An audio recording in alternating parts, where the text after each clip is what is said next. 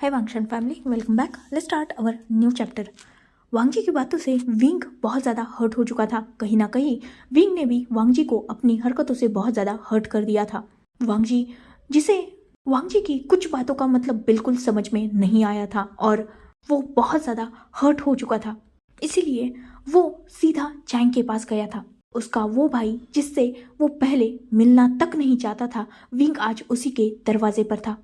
Wing ने Chang को सब कुछ बताया था, अपने बारे में भी, अपनी हरकतों के बारे में भी और वांग जी के बारे में भी। चैंग ने वो सब सुनकर विंग को ना सिर्फ कंसोल किया था बल्कि उसने विंग को अच्छी तरीके से समझाया भी था।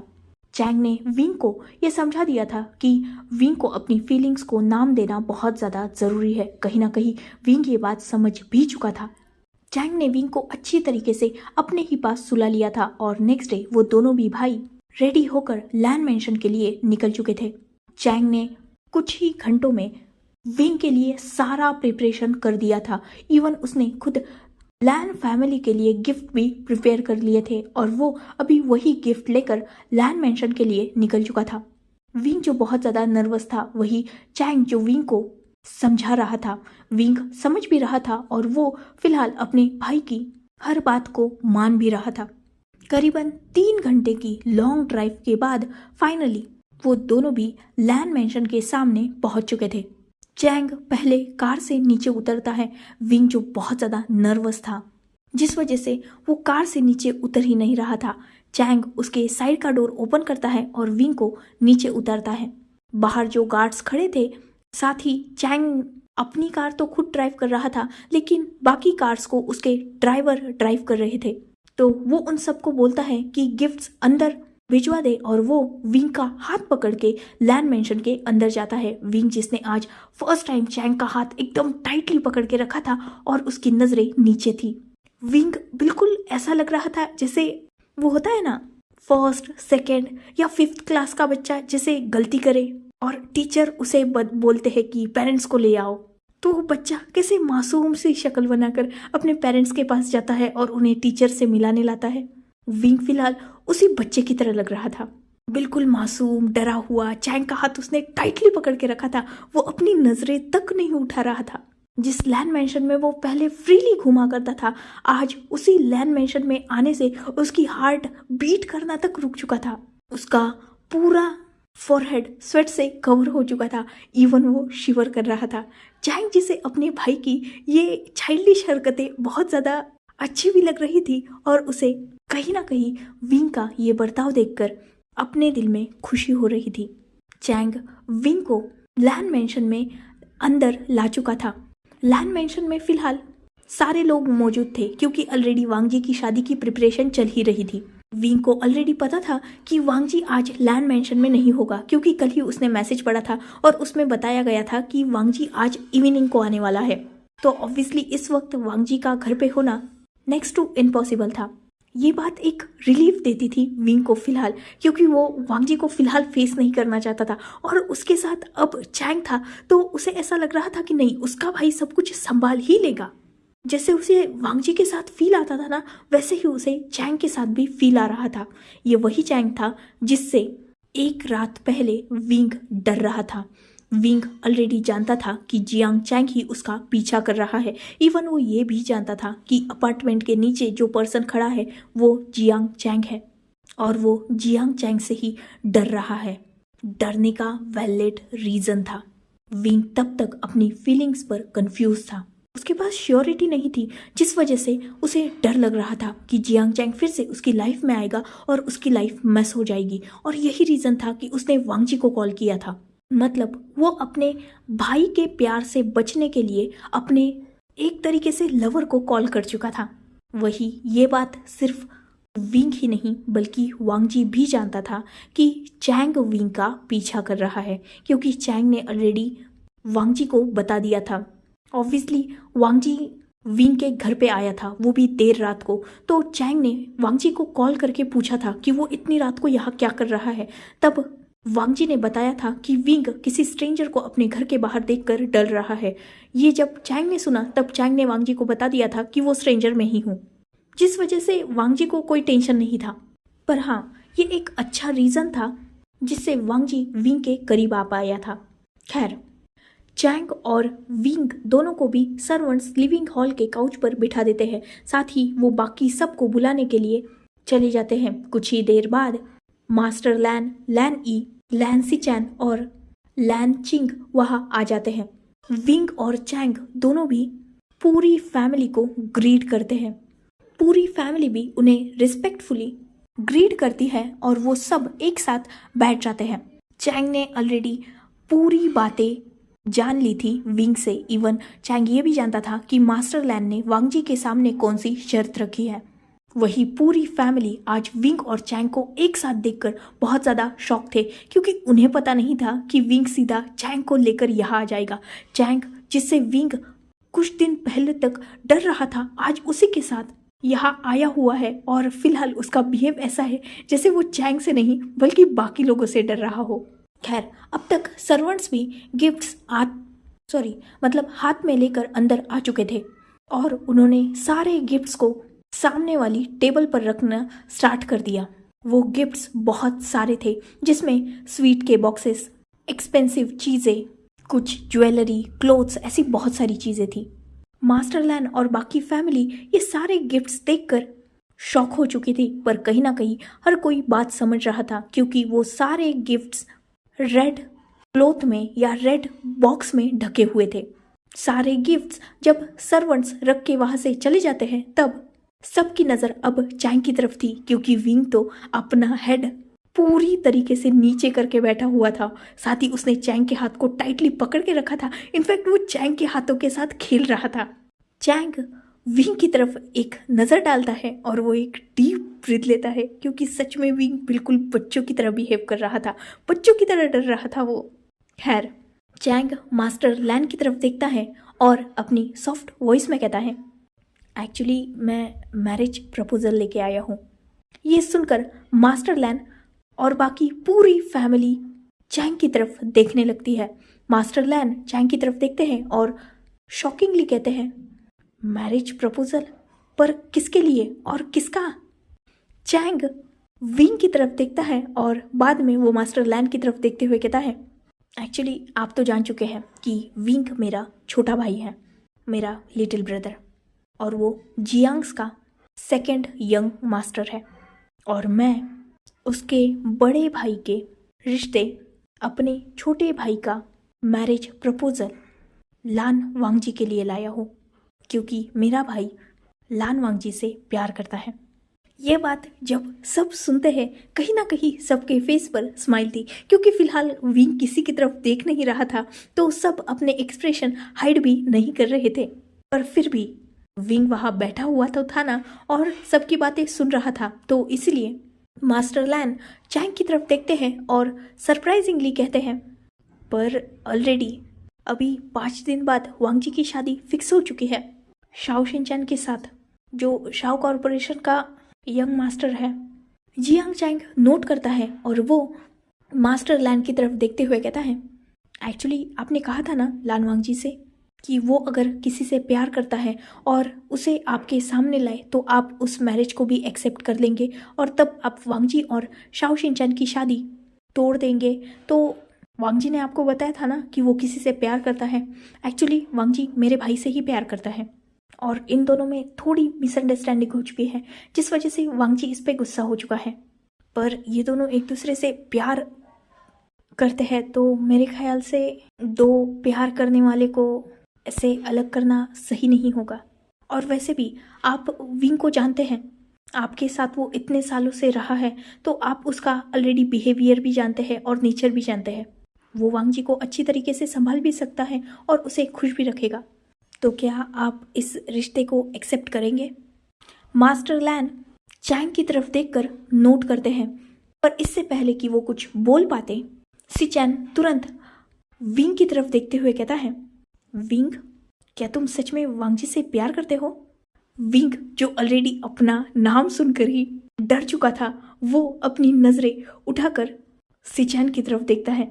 ऑलरेडी वहाँ सबको विंग की हालत देखकर बहुत बुरी तरीके से हंसी आ रही थी, क्योंकि सच में विंग ऐसे छोटे बच्चे की तरह बैठा था जैसे उसने क्या ही गलती कर दी हो।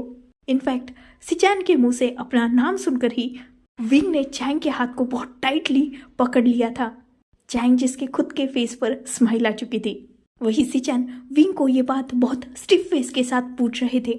विंग एक नज़र सिचन की तरफ देखता है और अब जाकर वो पूरी फैमिली को एक नज़र देखता है। जहाँ हर कोई उसकी तरफ क्यूरियसली देख रहा था, वही वो बाद में अपने चैंग गगे की तरफ देखता है और चैंग उसे जस्ट नोट करता है। तब वो सिचन की तरफ देखता है और हेजिटेडली कहता है, वो हाँ हाँ। सिचन जब ये सुनते हैं वो तुरंत विंग से नेक्स्ट क्वेश्चन करते हैं कि उसी दिन फिर वांगजी ने विंग का नाम क्यों नहीं लिया। विंग जब ये सुनता है वो ऑलरेडी इस बात का आंसर जानता था, तो वो हेजिटेडली कहता है, एक्चुअली उन्होंने मुझे अपनी फीलिंग्स कन्फेस की थी, पर मैं श्योर नहीं था, जिस वजह से मैंने उन्हें मतलब आंसर नहीं किया था। इस वजह से वो मेरा नाम रिवील नहीं कर रहे थे, पर अब मुझे रियलाइज़ हो चुका है तो मैंने अपने गगो को बताया। इतना बोलकर विंग फिर से अपने हेड को डाउन कर लेता है। वही बाकी सबके फेस पर सॉफ्ट स्माइल थी।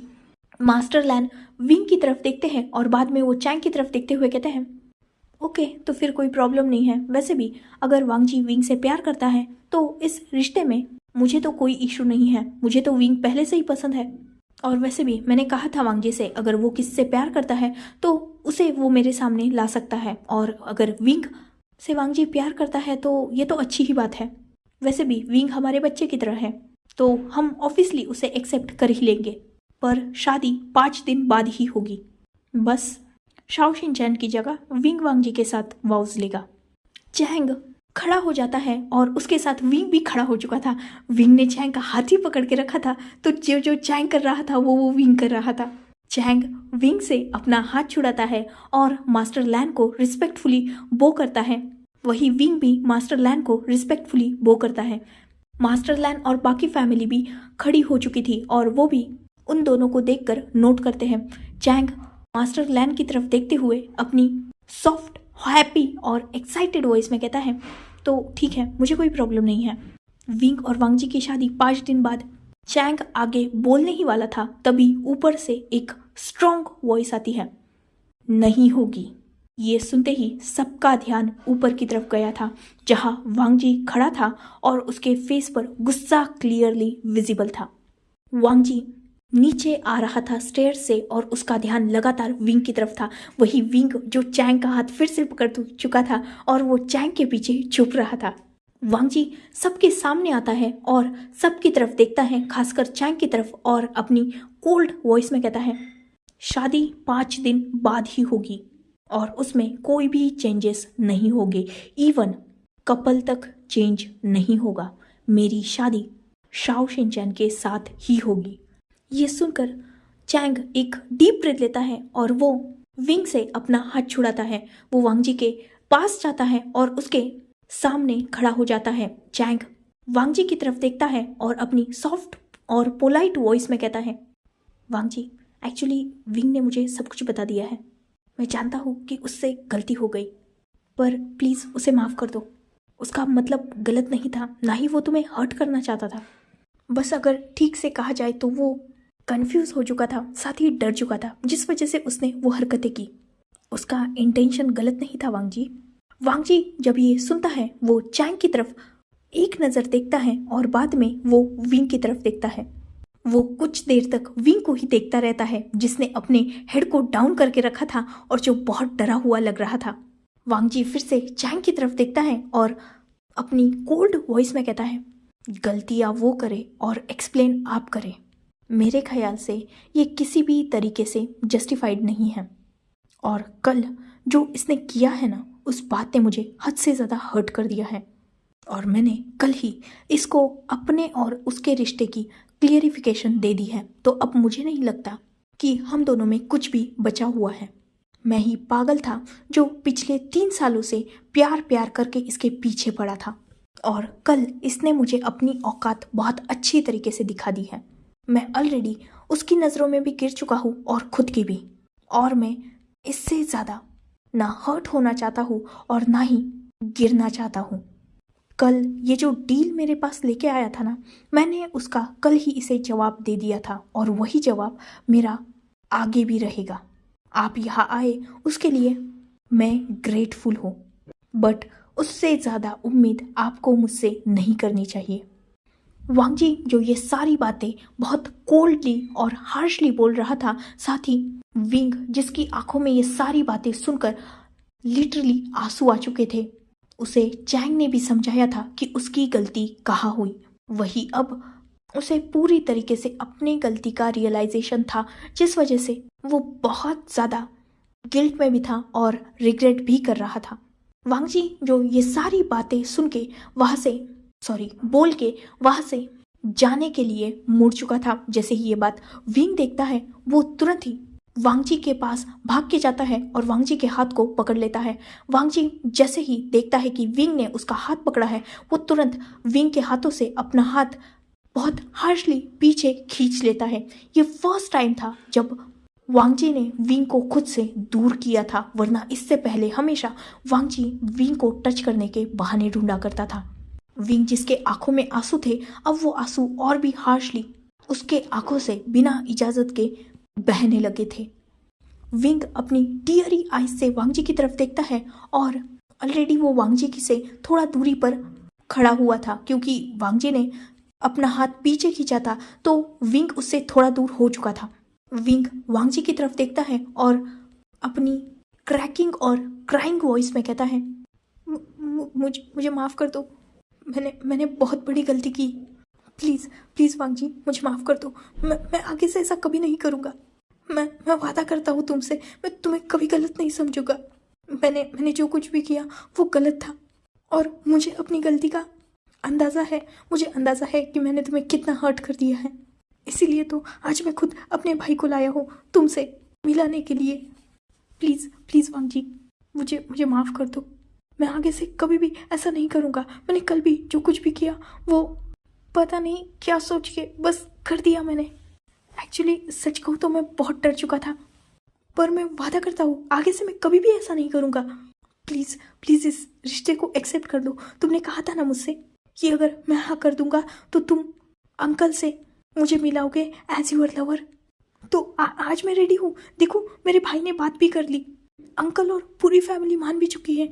प्लीज़ प्लीज़ तुम भी मान जाओ। वांग जी विंग की तरफ देखता है और उसके फेस पर फिलहाल मॉकिंग स्माइल आ चुकी थी। वांग जी विंग को मॉकिंगली कहता है, वैसे अपने भाई को भी इमोशनली ब्लैकमेल किया है ना, या फिर उसके पास भी कोई डील लेके गए थे, जैसे कल रात मेरे पास आए थे। क्या कहा है अपने भाई से? वांग जी की फैमिली से बात करो, वांग जी को मनाओ कि वो मुझसे शादी कर ले और फिर मैं आपको माफ़ कर दूंगा, ऐसा ही कुछ कहा होगा ना। इतना बोलकर वांग जी चैंग की तरफ देखता है और उसी टोन में कहता है, यही कहा होगा ज़रूर इसने, क्योंकि इसे कल रात में बहुत अच्छी तरीके से जान चुका हूँ। चैंग जो वांग जी की तरफ देखता है और सॉफ्टली कहता है, वांग जी वो बच्चा है, गलती हो गई उससे, माफ़ कर दो उसे। उसका इंटेंशन तुम्हें हर्ट करना नहीं था, वो बस हद से ज़्यादा डर चुका था, जिस वजह से उसने वो कदम उठाया। वो कल रात ही मेरे पास आया था और उसने मुझे सब कुछ बताया। मुझे भी पहले ये जानकर गुस्सा आया था, पर उसकी भी सिचुएशन मैं समझता हूँ। बचपन से ही उसे प्यार का सही मतलब किसी ने बताया ही नहीं, जिस वजह से उसने इतनी बड़ी गलती कर दी। पर मैं गारंटी से कह सकता हूँ उसका इंटेंशन तुम्हें हर्ट करने का नहीं था, वो बस डर चुका था तुम्हें खोने से। और उसने खुद मेरे सामने कन्फेस किया है कि वो तुमसे प्यार करता है, और यही रीज़न है कि मैं यहाँ उसके साथ आया हूँ। यह सुनना था कि वांग जी लाउडली स्माइल करने लगता है। वही विंग वांग जी की तरफ देख रहा था, वही चैंग की नज़र भी वांग जी की तरफ थी। वांग जी बहुत लाउडली लाफ करते हुए चैंग की तरफ देखता है और कहता है, इसने प्यार को एक्सेप्ट किया है, वो भी मेरे आपके सामने। ये जोक मेरे लाइफ का सबसे फनीएस्ट जोक था। इतना बोलकर वांग जी हंसते हुए विंग की तरफ देखता है और अचानक उसके एक्सप्रेशन डार्क हो जाते हैं। वो विंग की तरफ देखते हुए कहता है, अपने भाई को क्या पट्टी पड़ा के आए हो? कुछ नया झूठ बोला है तुमने, वरना मैं ये बात तो मान ही नहीं सकता कि तुम प्यार इस वर्ड को लोगे तक। विंग जो अब बहुत हार्डली रो रहा था, वो वांग जी की तरफ देखते हुए कहता है, ऐसी बात नहीं है, मैंने कहा ना, मैंने गलती कर दी, माफ़ कर दो ना मुझे, मैंने भाई से कोई झूठ नहीं बोला। मैंने उन्हें सब कुछ सच बताया है। मैंने अपनी गलती भी बताई है और उन्होंने मुझे बताया कि मैं कहाँ गलत था। मैं मानता हूँ ना वांग जी अपनी गलती। प्लीज़ प्लीज़ मुझे माफ़ कर दो ना। हम दोनों शादी कर लेते हैं। मैं आगे से ध्यान रखूँगा। मैं कभी तुम्हें हर्ट नहीं करूँगा, आई प्रॉमिस। वांग जी जब ये सुनता है उसे बहुत गुस्सा आ जाता है। वो विंग की तरफ देखता है और जस्ट नोट करता है। वांग जी अपने पॉकेट से एक कार्ड निकालता है और विंग के हाथ को पकड़ के उस कार्ड को विंग के हाथ पर जोर से रख देता है। वांग जी विंग की तरफ देखता है और अपनी कोल्ड वॉइस में कहता है, ये लैन फैमिली का अनलिमिटेड कार्ड है, ब्लैक कार्ड। इसमें से तुम चाहे उतने मनी स्पेंड कर सकते हो। जाओ और किसी ऐसे इंसान को ढूंढो जो तुम्हारे उस सो कॉल्ड प्यार की डेफिनेशन के क्राइटेरिया में बिल्कुल फिट बैठता होगा। बहुत सारे लोग मिल जाएंगे तुम्हें जो तुम्हें अपनी बॉडी ऑफर करेंगे पैसों के बदले। वैसे भी तुम्हारी नज़र में तो प्यार वही है ना, वन नाइट स्टैंड। या फिर किसी ऐसे पार्टनर को ढूंढो जो पैसों के लिए तुम्हारे साथ रातें बिताने के लिए रेडी हो जाए। जब तक एक से बोर नहीं होते तब तक उसके साथ खेलना, बाद में दूसरा तो आ ही जाएगा। तुम्हारे लिए वैसे भी प्यार की डेफिनेशन यही है। यही तो तुमने मुझे कल रात को समझाया ना। और बिलीव मी, मैं बहुत अच्छी तरीके से समझ चुका हूँ। वैसे भी तुम्हारी नज़र में प्यार डीलिंग ही है, तो जाओ किसी और के साथ डील करो। मैंने आज तक अपनी फैमिली से सिर्फ बिजनेस डील ही क्रैक करना सीखा है। किसी के रियल इमोशंस, फीलिंग और मोस्ट इम्पॉर्टेंट थिंग किसी के दिल के साथ डील करना मैंने नहीं सीखा। मुझे नहीं आता विंग वो, सॉरी, पर मैं तुम्हारे लिए वो नहीं कर सकता। 5 दिन बाद मेरी शाओ शिनचैन के साथ शादी है, अटेंड करने आ जाना। और हाँ, हो सके तो अपने लिए भी पार्टनर ढूंढ के लाना, क्योंकि ऐसे लोग बहुत से मिल जाते हैं। तुम्हें ढूंढने में ज़्यादा वक्त भी नहीं लगेगा। इतना बोलकर वांग जी विंग के हाथ को हार्शली छोड़ देता है और वहाँ से जाने के लिए पलट जाता है। वही विंग जो ये सारी बातें सुनकर बहुत हार्डली रो रहा था, वो जब वांग जी को जाते हुए देखता है तब वो भागते हुए वांग जी के पीछे आता है और वो वांग जी को क्रॉस करते हुए उसके आगे जाता है और सीधा अपने घुटनों पर नीचे बैठ जाता है। विंग वांग जी की तरफ देखता है और हार्डली रोते हुए कहता है, प्लीज़ प्लीज़ मुझे माफ़ कर दो। मुझे सच में वो सब नहीं करना चाहिए था। मेरी बहुत बड़ी गलती हो गई। वांग जी प्लीज़ प्लीज़ मुझे माफ़ कर दो। मैं आगे से कोई बेवकूफ़ी नहीं करूँगा, आई स्वेयर। प्लीज़ प्लीज़ मुझे एक्सेप्ट कर दो वांग जी। मुझे समझ में आ गया है कि मैंने गलत किया। मुझे तुम्हें वो सब बोल के ह्यूमिलिएट नहीं करना चाहिए था। मैं मानता हूँ कि मैंने तुम्हारी फीलिंग्स का, इनफैक्ट तुम्हारी रियल फीलिंग्स का, तुम्हारे दिल का और तुम्हारे जज्बातों का भी इंसल्ट की है। मैं एक्सेप्ट करता हूँ अपनी गलती को। प्लीज़ प्लीज़ वांग जी मुझे माफ़ कर दो। तुम चाहे तो मुझे सज़ा दे दो, लेकिन प्लीज़ प्लीज़ मुझसे शादी करने के लिए हाँ बोल दो। मैं सच में बहुत गिल्टी हूँ। वांग जी जो विंग की सारी बातें सुन रहा था, वो विंग की तरफ देखते हुए कहता है, ओह, तो वी वुशियान ये सब अपने गिल्ट की वजह से कर रहे थे। मुझे लगा ही था, वरना तुम जैसा इंसान कहाँ ये सारी बातें समझ सकता है। ये प्यार, जज्बात, दिल, फीलिंग्स, इमोशंस, ये सारी बातें तुम्हारी बस के ही नहीं है विंग। और अभी अभी तुमने क्लियर तो कर दिया कि ये सब तुम गिल्ट की वजह से कर रहे हो, तो चलो मैंने तुम्हें माफ़ कर दिया। गिल्टी होने की कोई ज़रूरत नहीं है तुम्हें। वैसे भी तुमसे नाराज़ हूँ ऐसा हम दोनों में अब रिश्ता तो बचा नहीं है। तुम मेरे लिए जस्ट एक स्ट्रेंजर हो, तो स्ट्रेंजर से ज़्यादा दिन तक मैं नाराज़ नहीं रहता। चलो माफ़ कर दिया तुम्हें, अब जाओ यहाँ से। वैसे भी शादी की प्रिपरेशन करनी है मुझे। कुछ ही देर बाद मेरा फ्यूचर पार्टनर यहाँ आने वाला है, तो ये सब नौटंकी बंद करो। विंग जिसे वांग जी की ये सारी बातें बहुत ज़्यादा चुभ रही थी, आज विंग को वही सारे वर्ड्स अपने याद आ रहे थे। वो भी तो वांग जी को ऐसे ही बोला करता था ना कि अपना ये नाटक बंद करो, ये गेम खेलना बंद करो, तुम्हारी इस नौटंकी का मुझ पर कोई असर नहीं होने वाला। आज वही वर्ड्स वांग जी विंग को रिटर्न कर रहा था। जिससे विंग को हर्ट हो रहा था।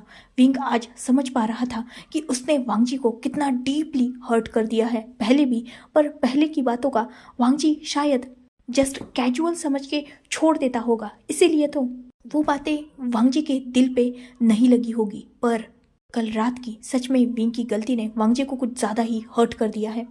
वांगजी जो ये सारी बातें बोलकर वहाँ से जाने के लिए फिर से मुड़ चुका था, विंग इस बार उठता है और वांगजी को टाइटली हग बैक कर लेता है, मतलब बैक से हग कर लेता है।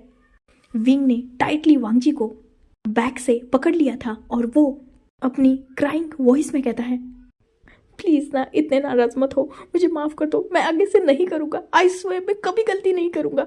तुम्हें अगर मुझे पनिश करना है तो पनिश कर लो, लेकिन प्लीज़ प्लीज़ ऐसे मत करो। मैं आज समझ सकता हूँ तुम्हारा दर्द।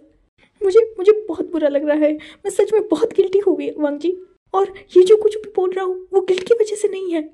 मैं सच में वांगजी जो आगे किए वर्ड का इंतज़ार कर रहा था, पर विंग से अभी भी वो वर्ड नहीं बोला जा रहा था।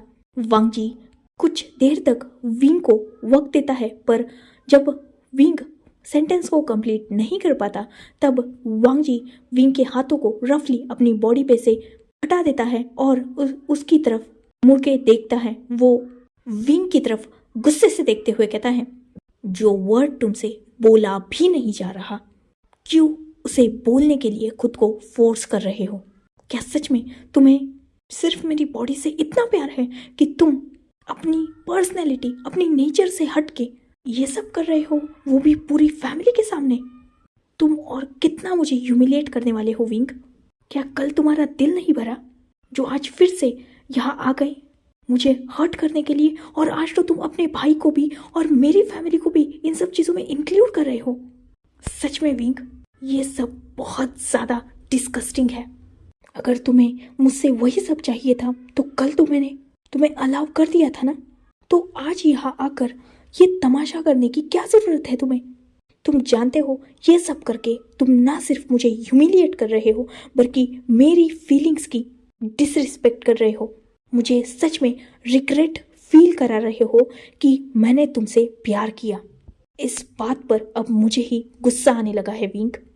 प्लीज़ फॉर गॉड सेक मुझे और खुद की नज़रों में मत गिराओ।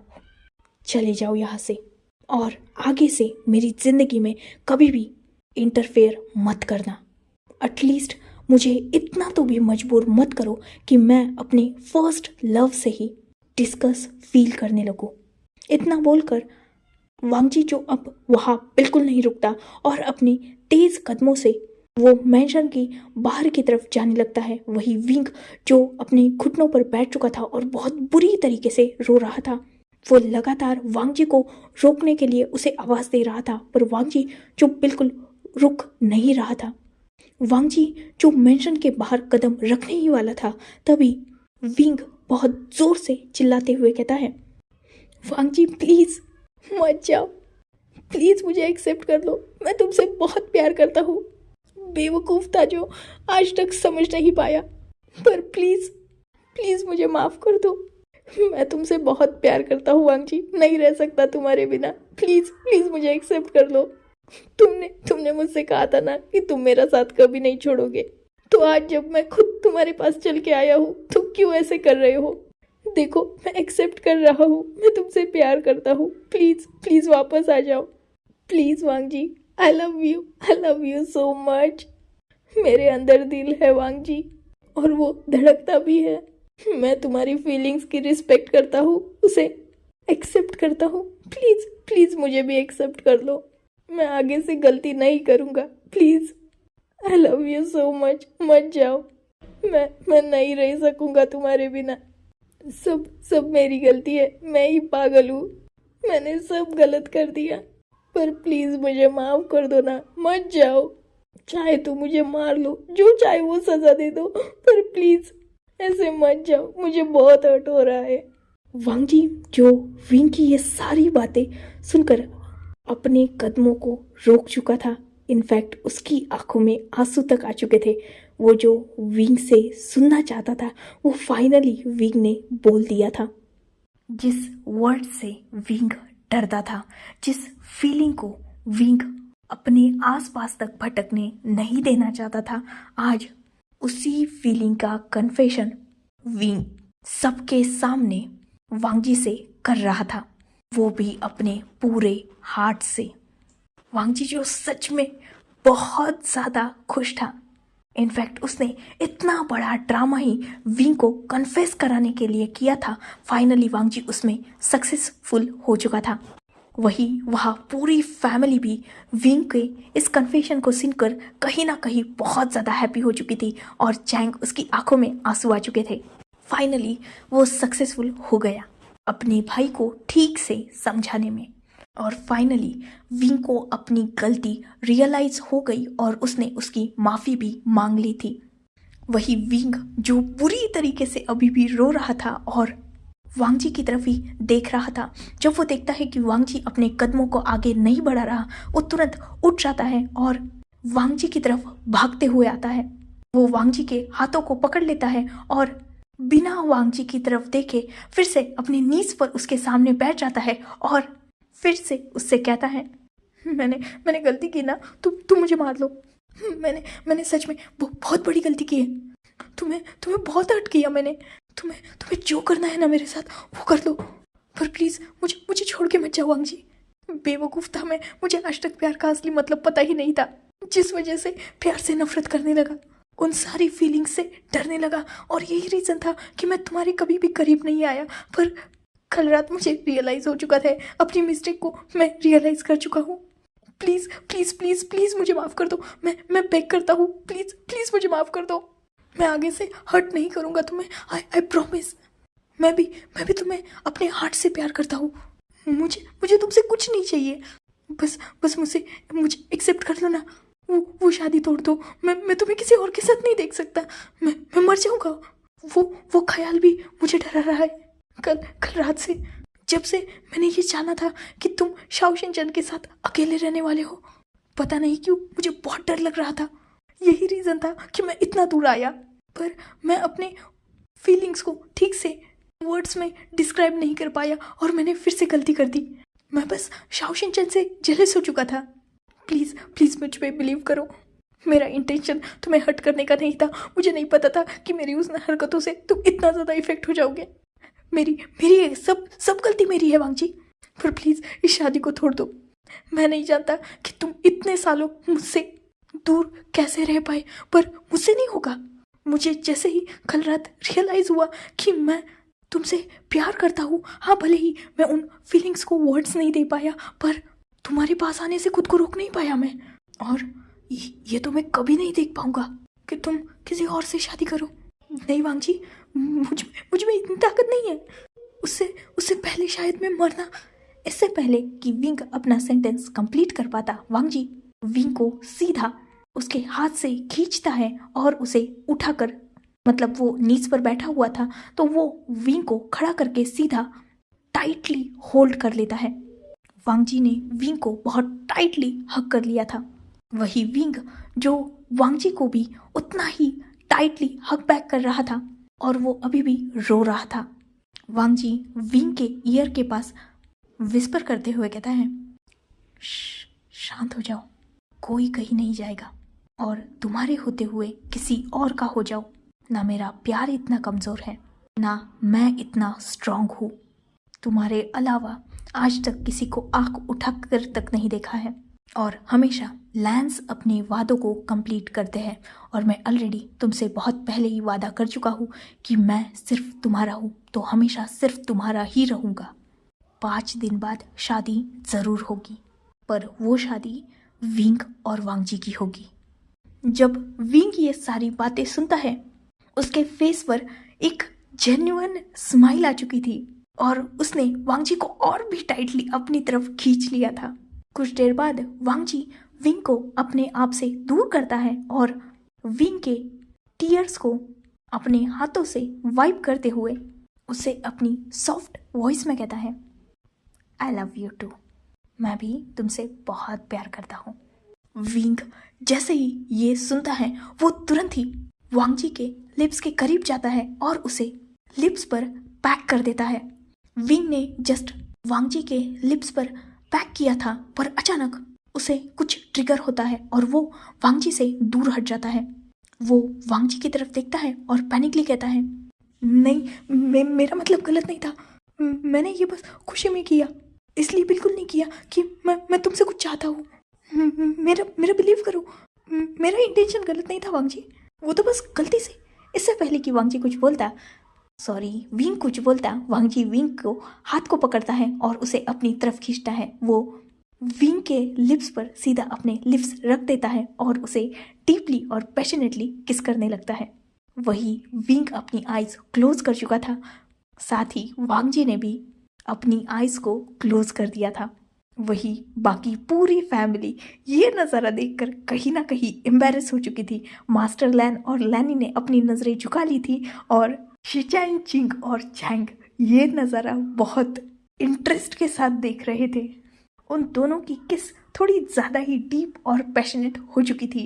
तो अब चैंग आगे आता है और वो विंग के शोल्डर पर हल्का सा टैप करता है, जिससे विंग ने तुरंत अपनी आइज ओपन कर ली थी और उसने वांगजी को झटके से पीछे पुश कर दिया, क्योंकि उसे अभी अभी रियलाइज हुआ था कि यहाँ वो दोनों अकेले नहीं है, पूरी फैमिली है।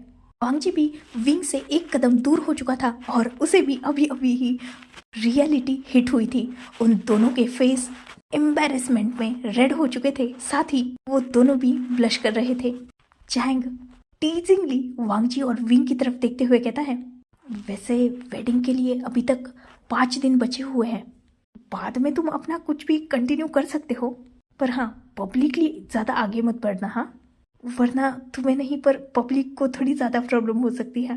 विंग जब ये बात सुनता है वो बहुत ज़्यादा ब्लश कर रहा था, साथ ही उसे बहुत ज़्यादा एम्बैरेसिंग फील हो रहा था, क्योंकि आगे पूरी लैन फैमिली, उसका खुद का बड़ा भाई खड़ा था।